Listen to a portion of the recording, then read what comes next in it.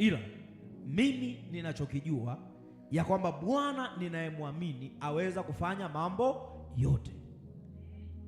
Ninachokijua, Mungu akisema anabariki, anabariki. Mungu akisema anaokoa, anaokoa. Mungu akisema mtu anayenitumikia nitamheshimu, Mungu anamheshimu huyo mtu. Lazima uzikubali zile nyakati ambazo imani inapimwa. Kuna mambo Mungu anayaruhusu kuangalie. Wewe unaweza kaendelea kumuona Bwana ni mwema, unaweza kumshukuru Mungu ukiwa umekosa chakula, unaweza kumwambia Mungu asante ukiwa umekosa afya, unaweza kumwambia Mungu asante ukiwa umetukanwa, umesemwa vibaya, unaweza kumwambia Mungu asante, alafu ukaamini ya kwamba hapa Bwana ananipitisha, kuna mahali ananipeleka, na ukaamini na ukaiona kesho yako ikiwa.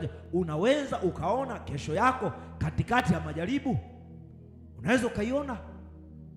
Unaweza ukaamini katikati ya mambo magumu, unaweza ukaamini ya kwamba kuna afya kukiwa hakuna afya, unaweza ukaamini ya kwamba kuna uchumi mzuri kukiwa hakuna uchumi. Unaweza ukaamini, unaweza ukaamini. Mungu atalipimaje neno lake kwako kama asiporuhusu magumu?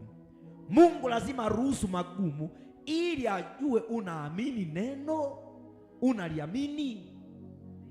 Mungu kumpima mwanadamu ni jambo rahisi tu.